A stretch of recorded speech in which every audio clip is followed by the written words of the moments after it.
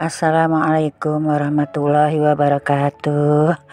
Alhamdulillah Bang Andi, pada kesempatan hari ini saya bisa menghubungi Bang Andi dan diperkenankan untuk ikut belajar bersama Bang Andi. Berikut ini saya ingin berbagi kisah Bang Andi selama pelaksanaan DN ini. Kenapa di dada saya ini jadi ikut berzikir Allah Allah Allah lebih kencang daripada di tempat-tempat lainnya. Mereka semua ikut berzikir. Kemudian yang saya rasakan juga Bang Andi selama belajar DN ini, saya merasa kecerdasan saya lebih meningkat. Saya lebih mudah belajar dan lebih mudah berkonsentrasi. Juga rasa intuitif saya juga lebih meningkat. Hati saya jadi lebih lembut dan lebih perasa. Kemudian timbul mahabbah, dan saya jadi suka menggubah puisi atau syair ketuhanan.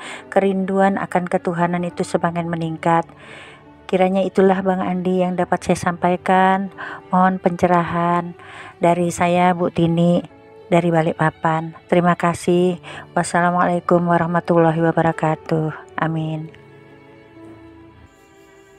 Waalaikumsalam warahmatullahi wabarakatuh. Ibu Tini dari Kalimantan. Alhamdulillah. Terima kasih ya Allah. Ya, semua yang kita dapatkan apabila itu baik, ya banyak-banyak kita bersyukur kepada Allah.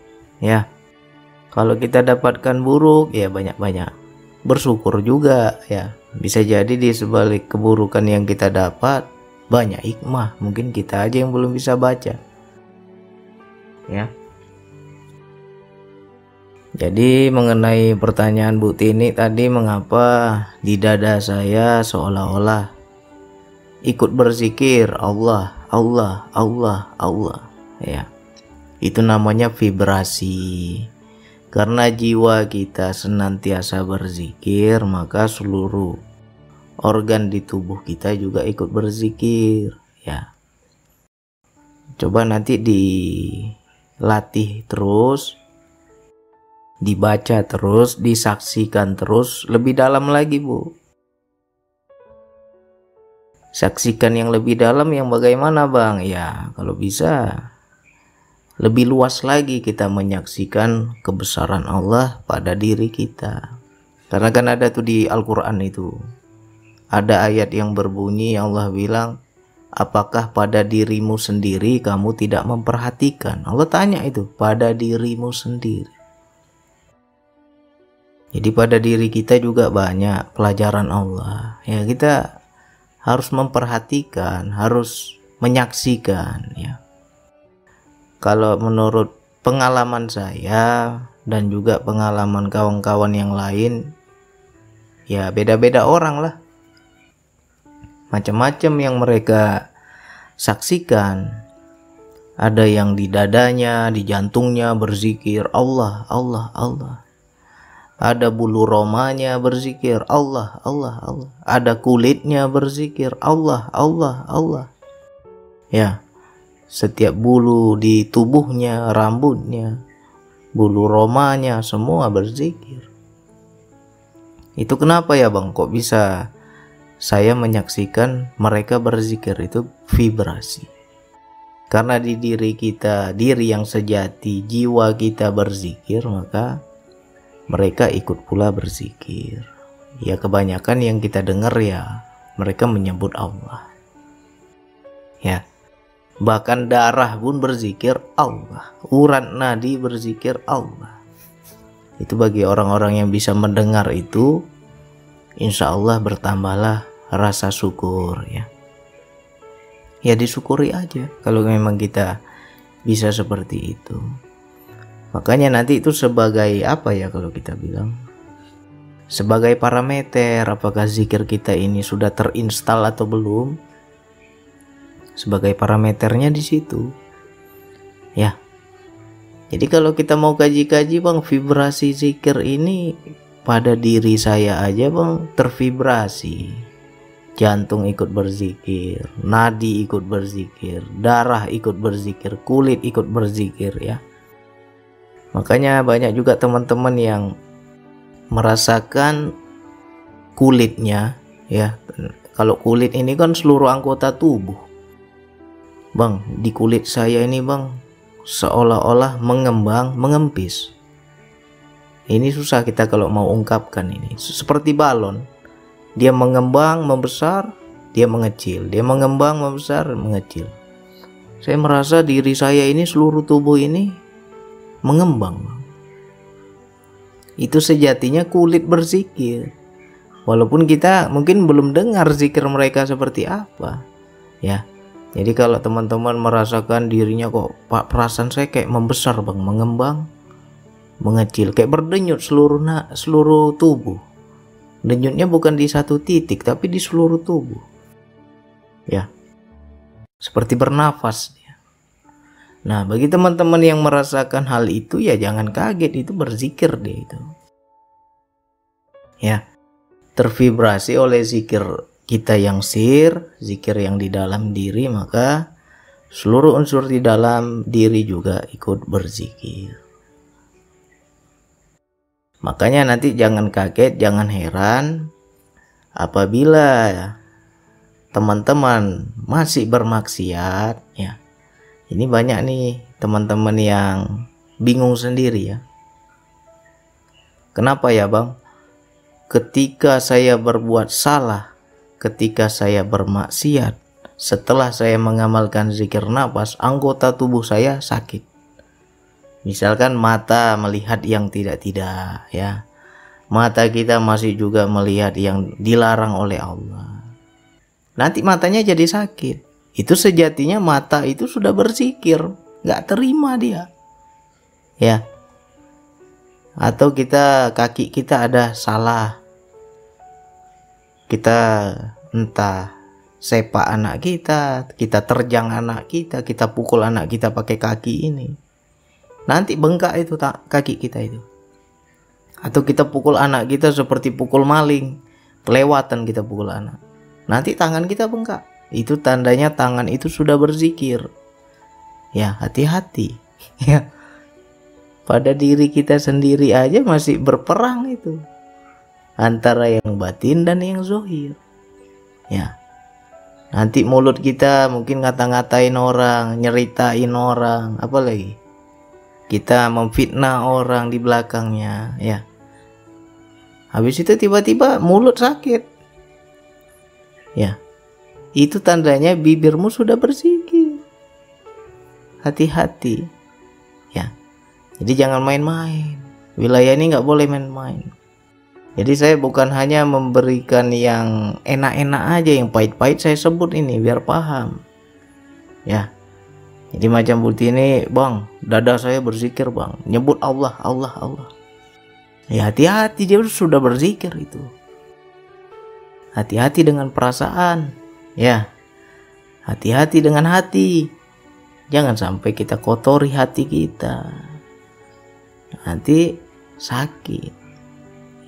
Ya. Jadi kalau tubuh sudah berzikir dan kita masih juga bermaksiat terang-terangan, nanti itu akan jadi penyakit. Karena dia nggak terima, ya. Tentang vibrasi ini kalau kita mau kupas lagi ya banyak, dalam, maknanya luas. Ya. Saya berzikir, Bang. Di diri saya pun ikut berzikir, Bang. Nadi, darah, daging, kulit, jantung, semua berzikir menyebut Allah. Bagaimana yang di luar diri ya itu juga akan berzikir. Ya. Jadi kalau teman-teman misalnya kita udah mengamalkan DN nih. Ya. Kita sudah mengamalkan DN, kita beraktivitas, kita berjumpa orang lain, kita keluar rumah, kita bagaimana beraktivitas lah, bersosial segala macam. Nanti akan ada apa ya? Kejadian-kejadian terkadang ya nggak masuk logika. Kejadian yang di luar nalar ya. itu sejatinya zikir kita sudah memvibrasi pada sekitar. Ya. Kalau untuk menguji ini tentang vibrasi zikir ini, coba nanti dites, ya. Dites, tapi jangan cerita sama siapa-siapa, cukup kita aja yang tahu. Gak boleh kita ceritakan siapa-siapa, ya. Coba dites teman-teman, nanti kalau memang kita makan di luar, kita makan di sebuah warung makan, coba kita cari warung makan yang sepi, ya. Di mana biasa kita makan. Nah, jangan di tempat yang biasa, cari tempat yang lain yang warung makannya sepi, nggak ada orang. Setelah kita mendapati warung makan itu, cobalah kita makanlah di tempat itu. Nanti kita makan di tempat itu, kalau memang dalam hitungan menit, ya. Setelah kita masuk, kita duduk di situ, kita pesan makan di situ, dalam hitungan menit jadi ramai kedai itu. Warung itu jadi ramai pendatang, padahal awalnya sepi. Tapi ketika kita masuk ke warung itu jadi ramai. Itu tandanya zikir kita sudah memvibrasi pada tempat itu. Karena kita ahli zikir, kita makan di warung itu, maka menjadi keberkahan untuk warung itu, ya. Padahal kita kan nggak niat macam-macam, nggak ada doa macam-macam, kita hanya makan aja di tempat itu. Nanti diperhatikan, 1 orang datang, 2 orang, 4 orang, 5 orang, penuh itu warung. Nah, apabila itu terjadi, itu tandanya zikir kita sudah kuat. Berarti zikir kita sudah memvibrasi pada sekitar, ya. Banyak ini kalau kita mau kupas lagi tentang vibrasi zikir ini, luas maknanya, ya. Coba nanti dites lah wilayah ini. Jangan cari warung yang ramai, cari yang sepi. Bisa dikatakan hanya 1 meja, 2 meja aja yang ada pelanggannya, kosong lah. Nah, begitu kita duduk, dalam hitungan menit akan ramai. Berarti energi zikir kita situ sudah memvibrasi, sudah menjadi cahaya, ya. Akhirnya orang akan datang karena cahaya kita, cuman nggak nampak orang itu dengan cahaya itu, ya. Coba perhatikan. Nah, wilayah ini memang harus butuh pengetesan atau pengujian. Saya sering itu, saya tes seperti itu, ya. Nah, jadi apalagi bang contoh vibrasi yang lain? Ya banyak lah. Kita kemana aja disenangi orang, kita kemana aja dibaikin oleh orang, ya. Kita kemana aja selalu banyak yang tolong. Nah, itu tandanya vibrasi zikir kita sudah memvibrasi pada sekitar, ya. Banyak kebaikan, ya. Nah, itu tentang berzikir tadi, tentang vibrasi. Lantas mengenai kecerdasan spiritual itu pasti akan kita dapatkan apabila kita berzikir kepada Allah. Memang kalau dibilang manfaat zikir ini luar biasa, ya. Mengenai kecerdasan kita bertambah, apalagi intuisi kita bertambah, ya. Kepekaan rasa kita bertambah. Karena apa? Ini sudah kecerdasan yang di dalam. Jadi nggak pakai lagi sebab akibat, nggak pakai lagi logika. Seperti Bu Tini tadi cerita, bang saya jadi senang nulis puisi, nulis kisah-kisah yang dengan bahasa rasa, bahasa jiwa. Ya udah, tinggal salurkan saja, selagi ada dayanya salurkan. Itu juga mengunci ilmu, ya. Dengan menulis kita akan mengunci ilmu. Maka itulah rahasia para ulama terdahulu kenapa selalu ada kitab, ya. Kalau kita jumpai ulama-ulama terdahulu itu selalu mereka punya buku, punya kitab. Karena mengunci ilmu Allah itu dengan menulis.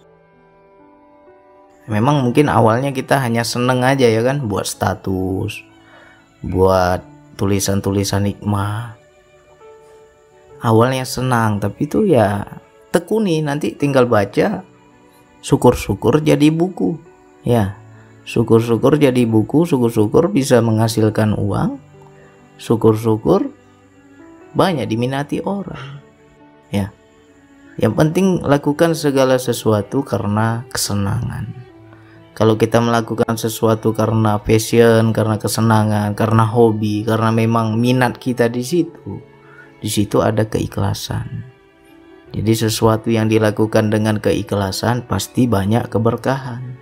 Ya, sedikit saya mau berbagi tentang pengalaman hidup saya. Bisa dikatakan saya itu tidak ada kekuatan atau kepintaran atau kebisaan menulis. Sedikit pun tidak pandai menulis. Ya. Tapi setelah mengamalkan zikir nafas, daya menulis itu kencangnya luar biasa. Akhirnya saya selalu menulis apa yang saya dapat hari ini, pelajaran apa hari ini saya tulis. Saya anggap aja itu diari spiritual saya. Ya, makanya di blog saya itu kan saya buat sebagai diari spiritual.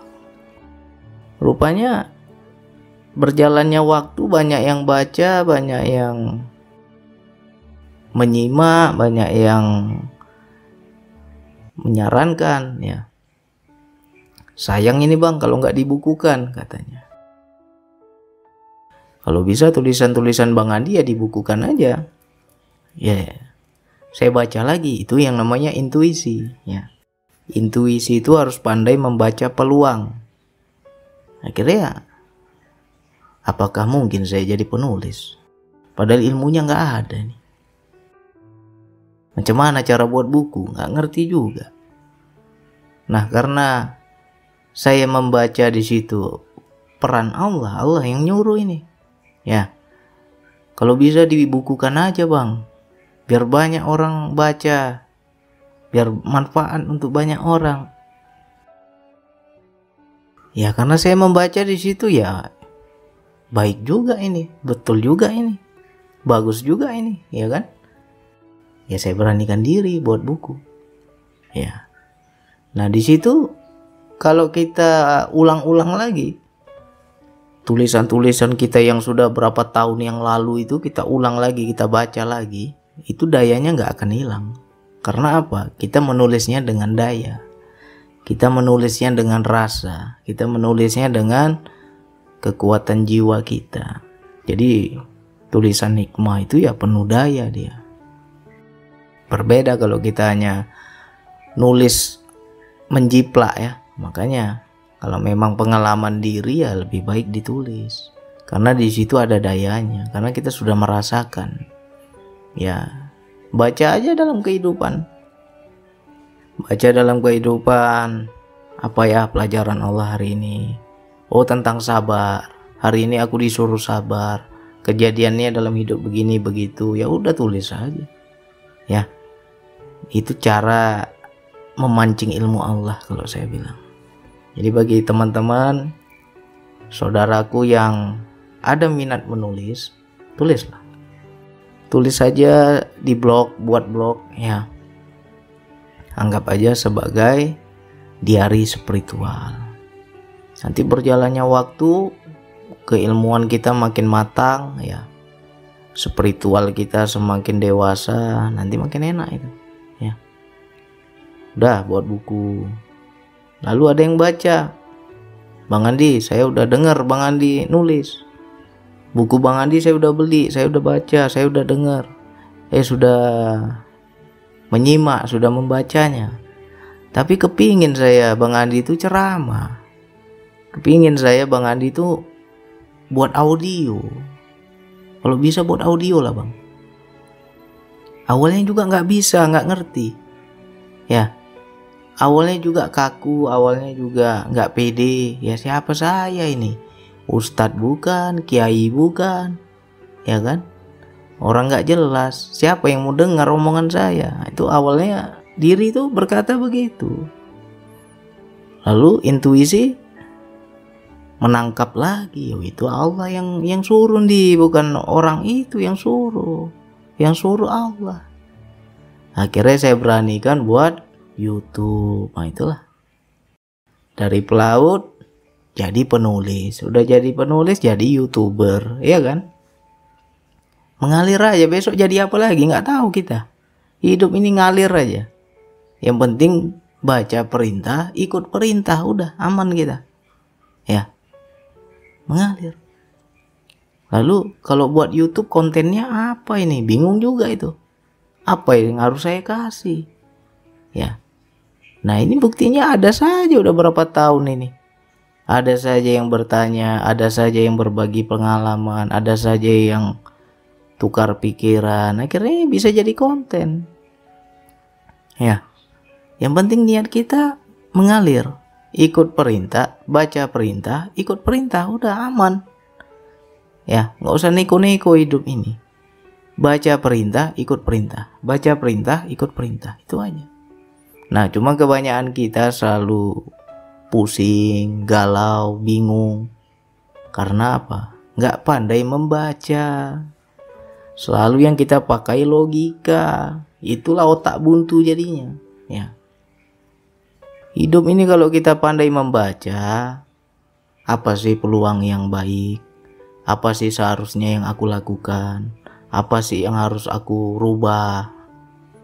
Ikut aja. Kalau kita bisa membaca seperti itu ya, dan kita mengikuti perintah, insya Allah kita selalu dalam kebenaran. Ibaratnya jalan yang kita pilih itu nggak salah, selalu dalam jaminan Allah. Ya, seperti di Al-Baqarah 186 itu kan Allah bilang itu, wahai Muhammad, apabila hambaku bertanya tentang aku, katakanlah sesungguhnya aku dekat. Itu kata Allah itu. Ya. Aku akan mengabulkan, aku akan memperkenankan permintaan mereka apabila mereka meminta kepadaku. Itu ya, Allah udah janji tuh, nggak mungkin Allah bohong. Oleh karena itu, ikutilah perintah-perintahku, penuhilah perintah-perintahku, kata Allah. Jadi orang-orang yang mengikut perintah, insya Allah damai hidupnya. Pasti penuh kebahagiaan, pasti penuh ketenangan. Ya. Nggak usah neko-neko. Hidup ini baca perintah, ikut perintah. Baca perintah, ikut perintah. Penuhilah perintah-perintahku agar mereka selalu dalam kebenaran, kata Allah. Maknanya ya, kalau kita ikuti perintah Allah, kita pasti benar. Jalan yang kita tempuh, jalan yang kita pilih pasti benar, nggak salah. Ya. Contoh dalam kehidupan apa yang saya cerita tadi? Allah perintahkan nulis sendiri, ya udah nulis. Nggak mikir saya, bukan saya mau cari terkenal, mau jadi penulis terkenal, enggak. Hanya ikut perintah, nulis. Dibaca sama orang, senang orang bacanya. Buat buku lah bang, katanya. Ya udah, baca lagi. Oh perintahnya buat buku, ikut lagi perintah buat buku. Sudah buat buku, bisa dijual, ya kan? Jadi uang, jadi pemasukan. Nah, itulah yang maknanya ketika mengikuti perintah akan dalam kebenaran. Jadi jalan yang kita tempuh nggak salah. Udah itu apa lagi? Buat audio lah bang, saya ingin dengar bang Andi ceramah. Mau ceramah apa, mau ngomong apa, aku juga bingung, nggak ngerti. Itu kata diri tuh. Ya, tapi ini perintah. Ya, akhirnya apa? Ikut lagi perintah. Udah terbaca, ini perintah Allah. Saya baca begitu. Ikut lagi perintah. Akhirnya buat YouTube. Ya, kalian dapat ilmu, saya dapat pemasukan dari YouTube. Bisa menghidupi anak istri saya. Ya. Jadi tidak ada yang salah di dunia ini kalau kita ikut perintah. Beda ya kalau orang buat YouTube hanya untuk cari uang, buat YouTube biar menghasilkan, ya itu berarti udah diniatkan. Kalau saya nggak diniatkan, karena sudah 2 tahun lebih saya upload YouTube, baru di situ bisa menghasilkan. 2 tahun pertama Nggak ngerti saya tentang penghasilan di YouTube itu. Ya, 2 tahun saya upload terus, berbagi terus. Apa yang saya dapat saya bagikan. Ya sampai sekarang alhamdulillah. Ya, jadi untuk bukti ini coba dibaca terus, ya, pelajari terus, baca ikut perintah, aman dunia. Ya, tentang kecerdasan spiritual itu, tentang intuisi itu juga naik turun dia, tergantung kedekatan kita sama Allah. Ya, makanya inilah rahasianya kalau kita paham ya. Kenapa ada orang yang punya penyakit pikun, ada orang yang sudah tua tapi tidak pelupa, ada juga orang yang belum tua tapi udah pelupa. Nah, disinilah rahasianya di zikir. Orang yang senantiasa berzikir itu kecerdasan otaknya, spiritualnya tuh tambah, daya ingatnya tambah. Insya Allah orang yang sering berzikir itu akan dijauhkan dari penyakit pikun. Karena apa? Orang yang berzikir itu lebih rileks, gak banyak berpikir ya. Beda orang yang gak zikir. Kalau orang yang gak zikir itu banyak pikiran, berpikir aja otaknya, lama-lama error. Ya, dipaksa terus ini otak berpikir, bagaimana nanti ya, bagaimana besok ya, berpikir terus dia. Beda sama orang yang berzikir. Orang yang berzikir dia hanya menyambung kesadaran kepada Allah. Ya, akhirnya hatinya tenang. Hati tenang udah nggak banyak pikir. Nah, di situ kecerdasannya bertambah. Ya, jadi otak ini jangan dipakai mikir. Kalau dipakai mikir error. Harus banyak dipakai zikir. Ya, banyak-banyaklah kita berzikir semampu kita ya. Insya Allah kalau kita senantiasa berzikir, jauh dari penyakit pikun ya. Makanya kalau kita ada jumpai nenek kita, kakek kita, orang-orang tua yang udah sepuh kan, tapi kok daya ingatnya masih kuat ya, coba kita perhatikan, tanya sama dia, kek amalan apa kek yang kakek amalkan? Kakek udah seumur, udah tua begini kok masih kuat, kok masih daya ingatnya masih tajam ya, kok tidak pelupa? Pasti dia ada yang dia amalkan. Kebanyakan rata-rata zikir ya. Kalau orang yang daya ingatnya kuat itu kuat zikir dia ya. Mudah-mudahan ini bisa menjadi penyemangat untuk saudaraku, sahabatku yang lain. Diulang-ulang lagi audio ini ya.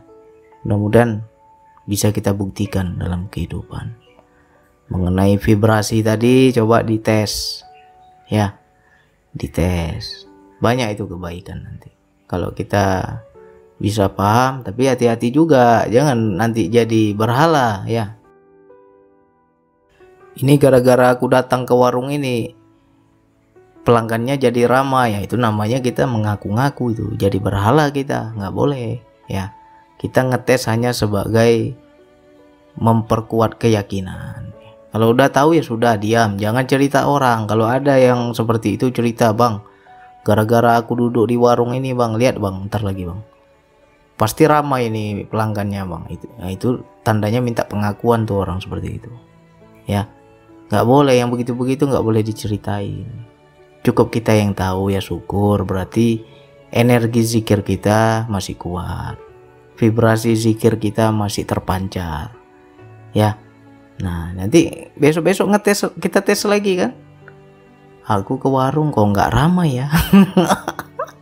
Kemarin aku ke warung ini ramai, sekarang aku ke warung ini kok nggak ramai, berarti energi zikir kita udah melemah ya. Itu harus kita tingkatkan lagi. Kesadaran kita, zikir kita kepada Allah itu harus ditingkatkan lagi. Itu sebagai parameter aja ya. Sama lah kayak baterai, kalau nggak ada persentasenya, tidak ada apa ya, detektornya mana mungkin kita paham ini berapa persen ini baterai ya kan.